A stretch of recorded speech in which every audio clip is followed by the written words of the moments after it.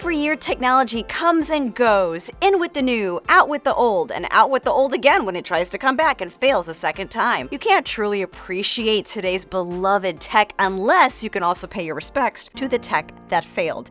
Maybe it was old and simply outdated. Maybe it was risky and flopped. Or maybe an eccentric billionaire destroyed it just because.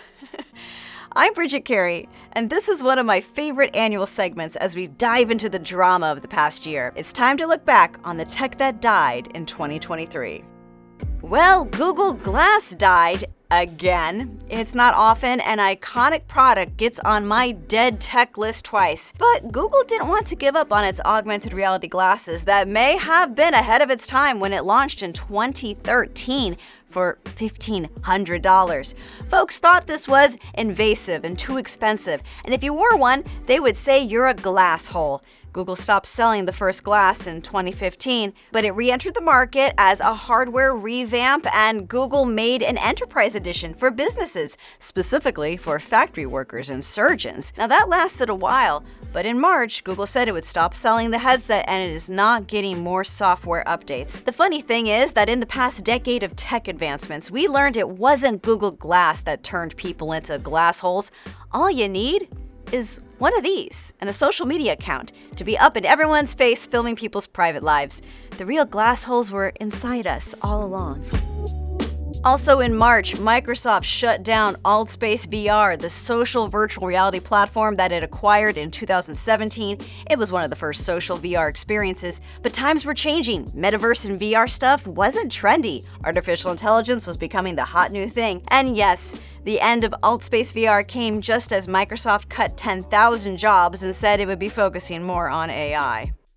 Amazon gets into a lot of different tech products, but it tried and failed with fitness. In April, it announced it would no longer sell its line of Halo health and fitness devices, and then it just stopped supporting it in the summer and said any data would be deleted. Amazon first unveiled the health tracking bracelet in 2020, and it didn't just track activity, it also tracked your emotional state.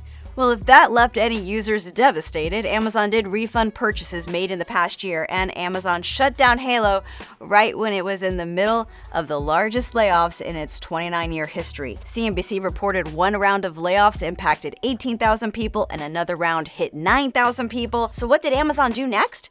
It put more of a focus on AI. You see, it's a theme. Sometimes wild new products don't work out for your workout. Lululemon stopped selling its Studio Mirror fitness device. You might say it threw in the towel for this thing that displayed workout videos that you followed along to from home. Instead, Lululemon struck a 5-year partnership deal to slap some Peleton content on that thing. So if anyone has a mirror, their fitness dreams weren't totally shattered. It's supposed to still work with on-demand content. Sometimes there's a product everyone assumes was long gone, but then surprise ending, after 25 years, Netflix shipped its last DVD, ending the red envelope era. The final discs were shipped out to subscribers at the end of September. This envelope changed how we watched movies at home and eventually led to everyone streaming everything. It's kind of sad because it feels like physical media is really going away.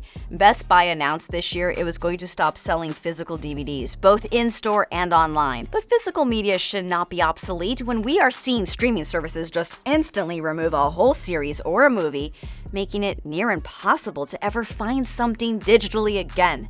Wait, there's still a disc in here. Let's see what this is. Oh, it's just old America Online CDs. Yeah, this one says 1,099 hours free. Pretty sweet. Well, that's the end of another year of tech ups and downs. Surprise, surprise that Twitter didn't make the list. CEO Elon Musk did, however, kill off a lot of features like the original verified blue checks and killed off free API access, which broke a bunch of apps people liked using. And then they killed the name Twitter. It just likes to go by the name X now. But alas, it still lives on. I'm sure I didn't list everything, so sound off in the comments if there's a product or service that you had to say goodbye to using this year. And cheers to seeing what's in store for us in 2024.